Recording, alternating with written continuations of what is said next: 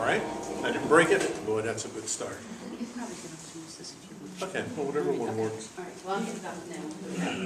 Did you want me to get that over to? Don't worry too much about that, because I think that will be. Yeah, I'm only going to use that on a couple slides. Okay. So,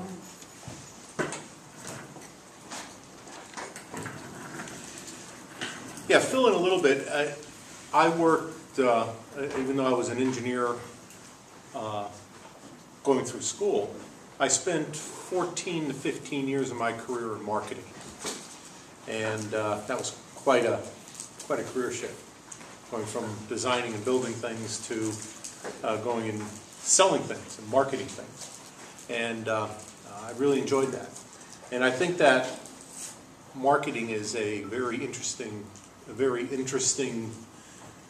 area when you're taking a look at when you have something to provide, like a service, or obviously something to sell. And so I have a couple goals for today. And like Joanne said, I'm going to talk about 3 areas, but if there are other areas that you want to talk about the corporate world, I'm here. I've been in it for a while. Hopefully we'll both learn something from today. The goals for today is I want to discuss some basic principles in marketing, just to kind of give you a little bit of a primer, talk about it, give you an idea of why it's important, some of the basic principles you need to learn, and then hopefully spur some ideas, and if you want to go into that particular area, you can. Let's see which one. Which one is the next book? That's just a regular one. So you want to give it from there?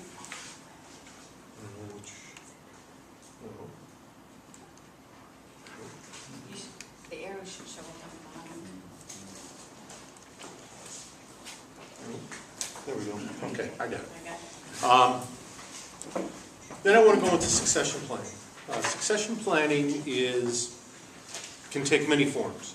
But I'm going to focus on employees, but you can also use succession planning in taking a look at if you're a nonprofit, you have a board of directors, how you're going to replace people on your board. Some companies have even gone to succession planning in the sense of if you have a supplier that you really need, what happens if that supplier goes away? Can't meet something. So some of the principles in finding and in doing some succession planning can be expanded to take a look at a lot of different areas. And then the last area is performance appraisals in business. I've done this class for Professor Hessmiller a couple times, and this is something that I've added over the years because I think it's a very important thing if you're an employee to know about good performance appraisals. And obviously if you get into management, like all of you, I believe, hope you are, having a good performance appraisal system can really, really pay off. Having a bad one can be an absolute disaster. And we'll talk a little bit about that. And like I say, performance appraisals, it's the good, the bad, and the ugly. And it really is. So we'll talk a little bit about that. To get started, let me just ask you a very basic question. Even though we're going to have questions at the end, but I want to start off with a question for you. Do you think social service organizations, nonprofits, need to market themselves? Why or why not? Yes, because then you can reach your target customer. Absolutely, absolutely. Can you think of a case maybe where you don't need to market?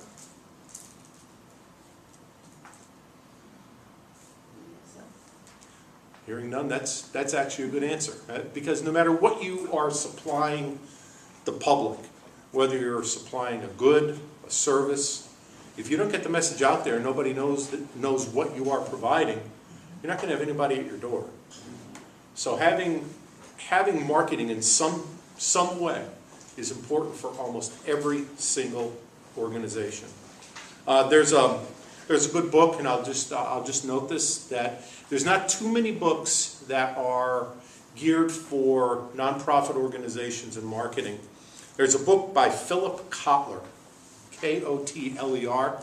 Philip Kotler has written what many think is the Bible of marketing for-profit businesses. But he also wrote a book with Alan Anderson, It's called Strategic Marketing for Nonprofit Organizations. That is an excellent book if you want to learn about marketing for nonprofits. It really takes the whole marketing thing and really gears it for nonprofit organizations. It's an excellent book. An excellent book. I'd like to go over some basic marketing principles. Like I say up here, marketing is not just advertising and getting a product to a customer. That's sales. Okay, somebody walking around and selling you a car. That's sales. Seeing an ad on TV and saying, you must come here, and here is why you must come here to buy this thing that you need. That's marketing. That's marketing. So you can say, in a way, sales is a result of marketing rather than the other way around. Because obviously sales is not, you're not really trying to market things through sales, you're trying to get people in the door. And that's sales whether you're trying to get promote a service or whether you're trying to sell an actual good. And marketing is part of an overall strategic plan. And I have done courses in business schools in the past related to strategic planning. And coming up with a very comprehensive strategic plan that includes a separate strategic marketing plan, if you're starting an organization or if you're trying to market something brand new, is absolutely critical. And it links, and it's exactly what you said, it links the customer need to the product or service in which you're providing. And that's the essential link. And there's some obvious good marketing, and there's bad marketing. And let me use one of the most successful companies around as an example for both. Apple. Apple just had a launch of its new iPhone. How many of you have a brand new iPhone? Couple? One person has a new iPhone. Apple does excellent marketing. They create demand before the product actually comes out. Somebody gets a sneak peek of the new phone and they put it in a magazine or they put it on social media. Excellent marketing. There's demand. There's people waiting at the door for the first day to be the first person to have one. That's creating a demand for something without anybody actually having it and trying it. And now a bad example of marketing that Apple did, and this is Steve Jobs. If you remember when Steve Jobs first tried the new iPad, he went online, and this is going back about 5 years. He went on stage, he had the new iPad, he started hitting button, and it crashed. Right there on stage, a live telecast, it went down. And I'll never forget that. Because I wasn't watching it live, but I saw the clips of it, and you see the look on his face. And if you took a look at sales, like you took a look at sales right now of the new iPhone, they're astronomical. In fact, Apple just announced after the closing bell on Wall Street that their sales for the month have almost doubled expectations of what they thought they would sell the new iPhone. So their stock is up significantly. But when that mistake happened, people were very slow buying that first iPad because they saw it crash with Steve Jobs on stage. So he took a chance. So that's a little bit of a mistake in marketing. And there's a lot of examples of very, very bad marketing of products. And there's good marketing of products. Everybody's heard about, when Coke came out with their new formula Coke, how miserable that was. That was a miserable failure. And that was a failure because basically Coke says the thing that you have been drinking for 60 years is old and crappy. We have something better for you. And they never counted on that. What they counted on was a single thing. They did a blind taste test. They brought people in. They had old Coke and they had new Coke. They had them wrapped in, a white wrapper. They tasted it, and people preferred new Coke. So they said, hey, we got something, because Pepsi was starting to take market share. But what they didn't think was there was this connection that people had with Coca-Cola. It was not just taste. There was something else. People were connected. It's the drink that they grew up with. It's what they drank their whole life. So Coke came out and said, hey, we're getting rid of that, and we're just going to have this new Coke. It failed miserably. So what did they do? They brought back Coke Classic. New Coke? Can't find it anymore. Absolute miserable marketing. Then there's excellent marketing. There's things Things that people buy that you would never think people would buy. When I was buying Christmas gifts for my kids, remember Cabbage Patch dolls? Who would buy an ugly doll like that? Excellent marketing. Pet rocks. My God, it was a rock in a box. Okay? But they made millions of dollars because they had marketing behind it. They created a demand for a product. So there are examples of good marketing and there are examples of bad marketing. But one thing marketing does involve research. And again, even though Coke did good research, they did the blind taste tests, they didn't take a complete view of how people thought emotionally about Coke. So you have to really do a lot of testing, you have to do a lot of research, and that research happens before, during, and after the product launch. And it's the same thing if you're doing if you're marketing a service. Is there enough market for it? Where do we need to be located? All those types of things have to be researched, and they have to be researched very well if you want to have a successful launch. And everybody in an organization markets for that organization. In fact, if you type in, and I like this, if you type in everyone in marketing in Google, you get 16 pages of results of different people who have made that quote. Because if you're out there and somebody sees you and they say, oh, where do you work? And you say, oh, I work at the Fayetteville Public Works Commission. They see that organization through you. So everybody is involved in marketing one way or another, because a lot of people will base their initial opinion of a product or service on you. If you work for an agency and you say that you work for that agency, they're not only sizing you up, so to speak, they're sizing that organization up because you are a representative of that organization.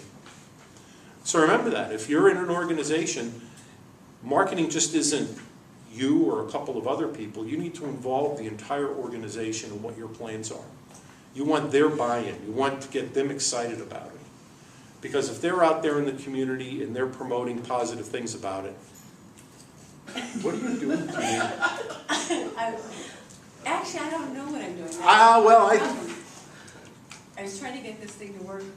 I was hoping you would notice that I screwed up. They noticed. They laughed. And now it's on video forever. Oh, no. Are you doing that? No, Am I doing you it? are. Okay.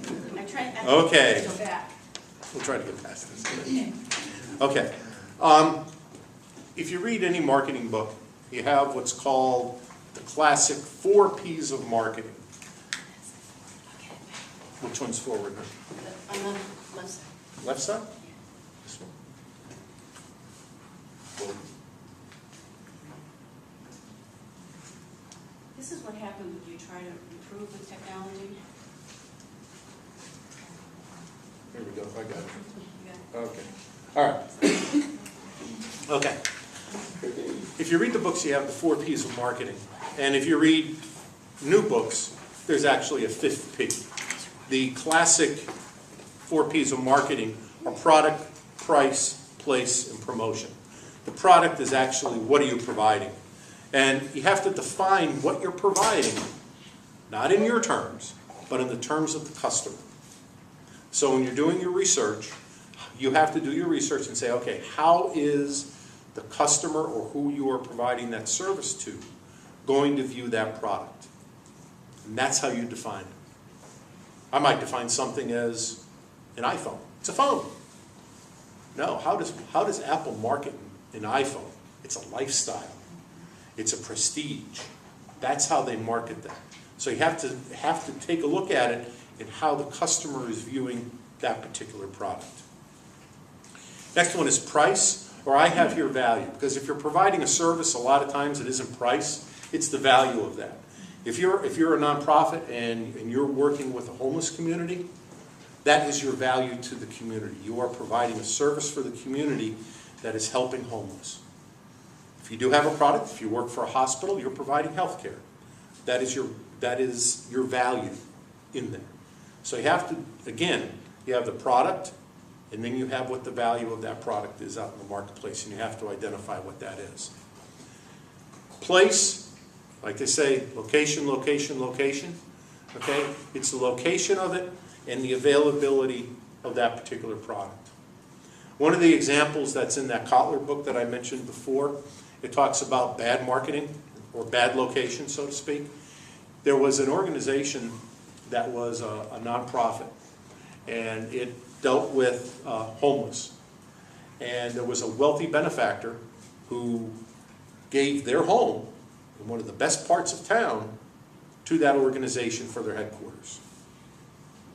What a miserable failure. Because that organization helped the homeless. They were located downtown, close to their constituency. People could walk in, get help, get assistance. They were donated this beautiful office in the suburbs. Okay? Miserable failure. Again, it's location. People thought, oh great, we finally have a wonderful office. We could bring people in. It's a wonderful facility. But it was the worst thing for the organization because they really didn't think through the consequences of what's going to happen. Because there were no buses that went from downtown to that neighborhood. People couldn't get there. So what did they end up doing? Selling that building and moving back downtown. So again, you have to think about your location. Are you getting the product to the people in the correct way? And promotion. Method for conveying that message. And again, this goes back to your target audience. How do you get that message out? If you're providing a service, referrals are extremely important. So getting flyers in doctors' offices or other agencies' offices and are having a relationship with other agencies that says, hey, if you give me your flyers, I'll put them in my office, I'll give you mine and you put them in yours. You're getting that message out, you're getting that promotion. Okay, if you're going, and let's use the homeless example again, if you're going for homeless, having a TV ad probably isn't going to get your message out that well. Radio ad, maybe. Very effective way is billboards on buses. Because it drives by communities. People can see them. They're very visible out in the community. So again, how you get your message out there and where you have your message is extremely important. The fifth P, which is something that's probably come about in the past 20, 25 years, is people. And what you need to do is you need to identify all of those who are impacted by your product. And that is not just necessarily the clients or the people who use it. If you're going out and getting grants, the grant provider is someone who's involved in your marketing plan. If you're using advertisers, they are. Your employees, like I said, employees are all part of the marketing strategy which you would have. So having those people involved and having a separate niche kind of plan for how you're going to address the different people who are involved in the marketing plan are extremely important.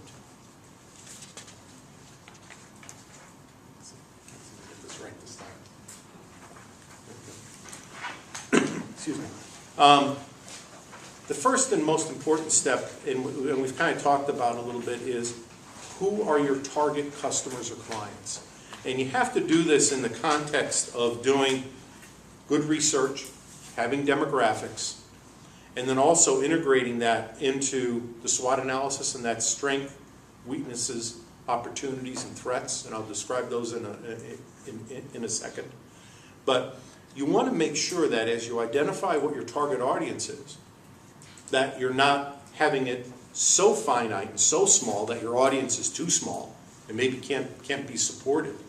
Or, on the worst cases, you don't want it too big. Because if your organization, and there's not a lot of organizations that have a lot of extra people sitting around doing nothing, it's usually everybody is fighting for those resources. That you want to make sure that if your agency can handle, let's say, 10 additional clients a day, that when you take a look at your target audience, that you kind of have that in mind. So when you're targeting them, you may only want to target one neighborhood instead of 2 neighborhoods. Have a smaller audience, only get referrals rather than just taking walk-ins. All those kind of decisions go around what your capacity is. So you have to know who your target audience is, and then everything else flows from the identification of your target audience. When you're taking a look at your strengths, weaknesses, and opportunities and threats, strengths and weaknesses is pretty much taking a look at your organization. What strengths does your organization have, and what weaknesses do your organization have to provide that service? A lot of times weaknesses may be you need training. Strengths may be that you're established part of the community. Those are things that can all help in getting your product or service to market. Opportunities and threats are things on the outside of the organization. What opportunities are there out there? For example, if you say that you want to help out people in the homeless community, your opportunity is, well, there is a real need out in the community because 3 or 4% of the population is homeless. So there's a real opportunity there. A threat might be that there's already 5 agencies serving that market. So that's a threat. So again, identifying those things are extremely important. And the ultimate goal is to develop the best product for your targeted clientele at the correct price. And like I say here, you don't want to overvalue it, or you don't want to undervalue it. You have to take a look at your clientele and say, okay, here's where I need to be. And you want to make it available at the best place. Again, location, location, location. You have to be able to get the product to the individuals in the right way. And you want to promote it the right way. You want to get the word out. And then list all the people who are involved in the marketing and involved in that product. And I have just a few listed here. I have employees, regulators, your board of directors, people who are going to be giving you referrals. All of those are people that you need to consider when you're putting together a strategic marketing plan.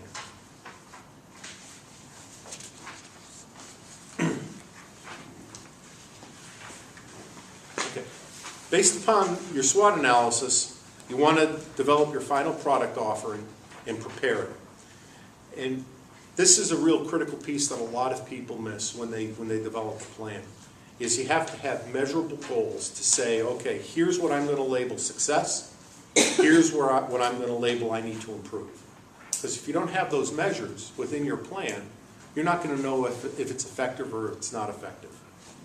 And you have to constantly monitor your success or your challenges, and then continually revise your SWOT analysis. A lot of people go back and they'll redo their whole marketing plan.